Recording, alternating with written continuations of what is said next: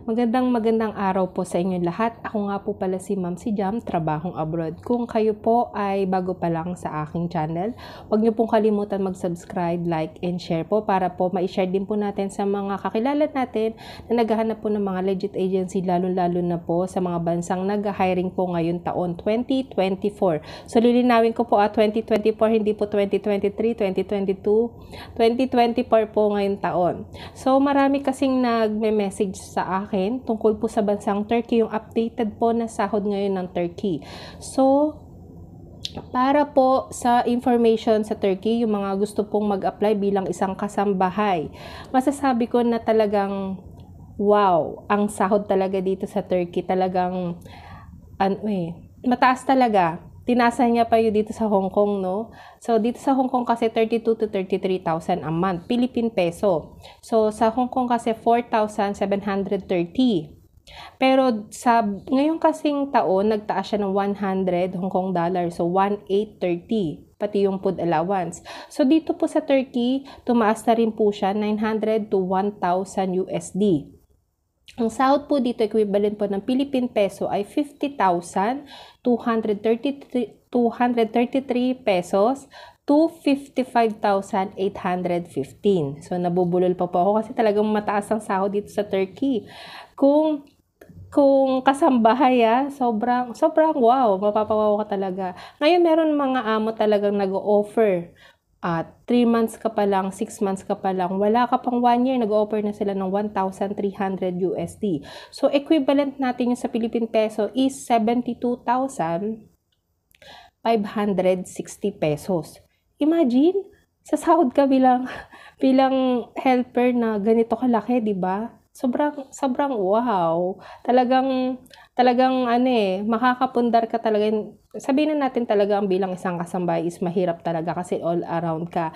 Pero wala pa po ako narinig dito sa Turkey na talagang inaabuso, hindi kagaya dyan sa Middle East, no? Sa mga nagmi-Middle East po, sorry, pwede po kayo mag-apply, mag-ipon lang po kayo kasi merong mga agency sa Pilipinas po na nagpapaalis po papuntang Turkey, pero meron tayong pina-process, may bayad po. Pagkakaalam ko kasi dati is 30, baka ngayon 40, 35 to 40K. Pero mas mainam po na pag-ipunan po ninyo bago kayo mag-apply. Kasi alam naman po natin na hindi kagaya ng Middle East na lahat talaga sagutin ng employer. So, passport libre, diba? Sagot ng mga employer. Pero dito po kasi lahat sasagutin nyo po talaga, ultimo pamasahe. So, napakaganda at talagang napapawaw ka sa sahod bilang isang helper, ano. Sa mga ex-abroad po, talaga itong Turkey. Pero meron po kasi nakakalusot na mga first time pa lang mag-abroad. Syempre, depende po yan sa inyong, kasi interviewin po kayo ng employer Depende rin po yan sa employer na kukuha sa inyo kasi hindi naman lahat ng employer kukuha talaga ng ex-abroad. At especially po, mahigpit po ngayon sa Turkey. Kung kayo po ay ex-abroad, kailangan po finish contract kayo kasi maraming napepending po na hindi, na katulad po dito sa Hong Kong na na-terminate, on the spot. Pag nag-apply sila sa Turkey, hindi sila kinukuha kasi ang question ni employer kung kayo ay nag-terminate sa sarili nyo o nag-on the spot kayo, possible na gawin mo rin yun sa amin. Alam natin na ang pagiging helper po ay sobrang hirap. Sobrang hirap po ang pagiging helper talaga kasi all around ka. Mag-aalaga ka ng newborn, depende po yan. Kasi interviewin kayo, newborn ba, ilan? Meron twins, meron namang single lang.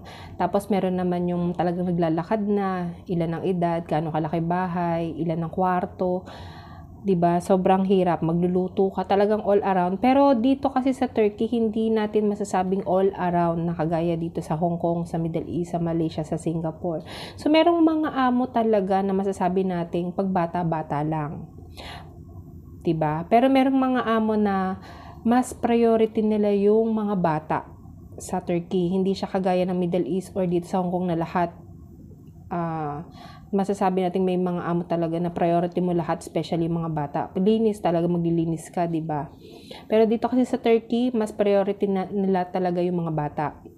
Kasi kadalasan po sa Turkey, nag-hire sila doon ng mga per hour o per oras na mga helper din na naglilinis talaga. Kasi ikaw nakapokus ka talaga sa bata or pagluluto.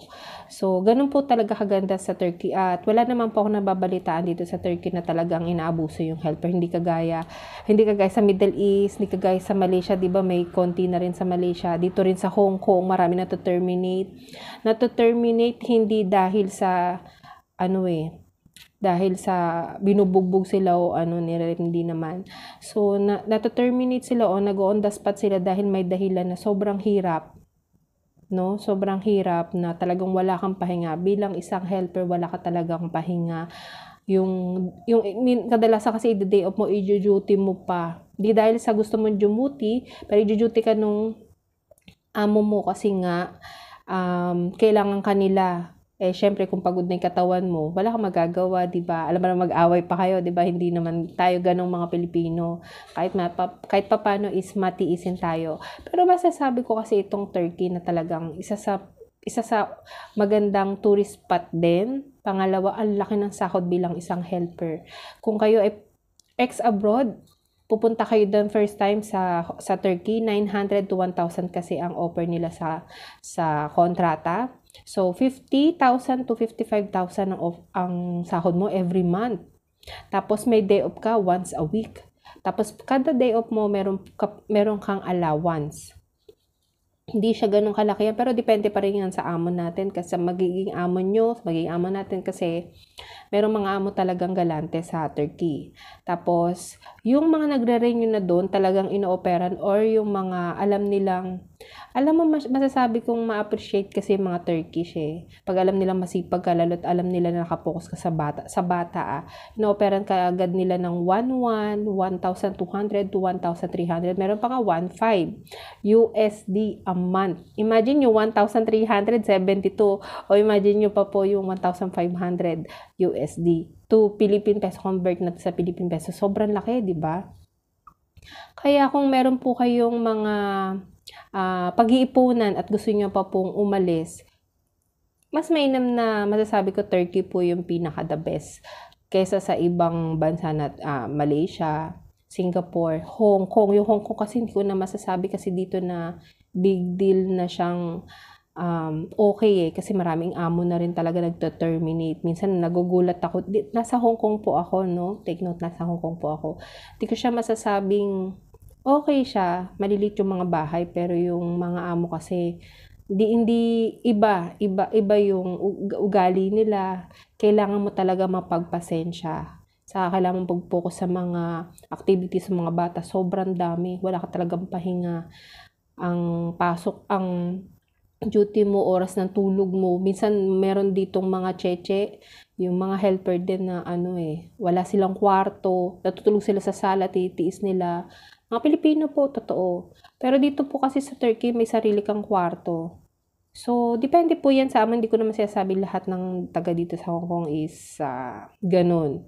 So, meron naman talagang mga amo dito na okay naman. Pero meron talaga na magugulat ka na lang, terminate ka agad. 1 week pa lang, yung mga kilala ko, 1 week pa lang i-terminate na. Syempre, paano kung nag-apply ka rito ng utang ka pa? Diba? Napakahirap po. So, dito sa Turkey, masasabi ko kung kayo pa ay ex-abroad.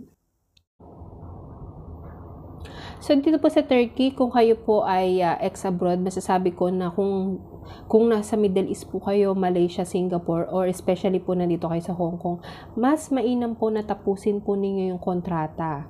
So, ang tip ko po sa inyo, bakit po? Kasi, lahat na kasi ng employer hindi na katulad ng dati.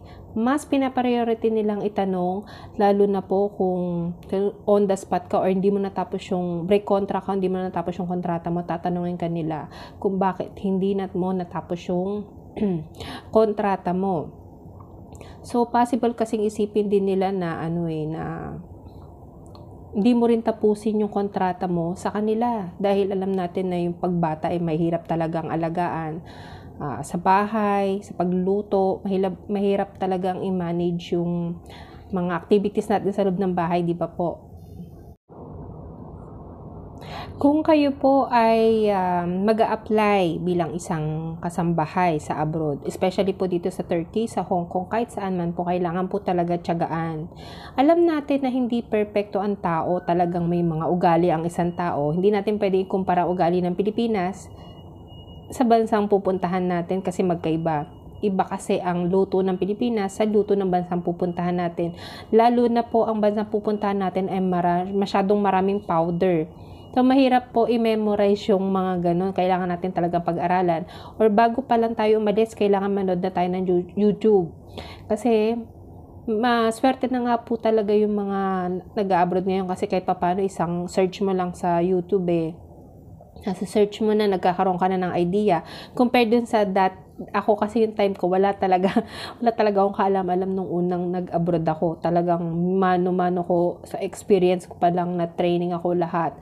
So, napakaswerte po ng mga nag-abroad talaga ngayon. Pero, dati kasi, mabilis lang ang proseso talaga, sobrang bilis lang. Pero depende po sa trabaho, kasi sa akin mabilis lang talaga. Nung nag-a-apply ako, mabilis lang ako nakakalis, 2 months to 3 months. Pinakamatagal ko lang siguro yung 6 months.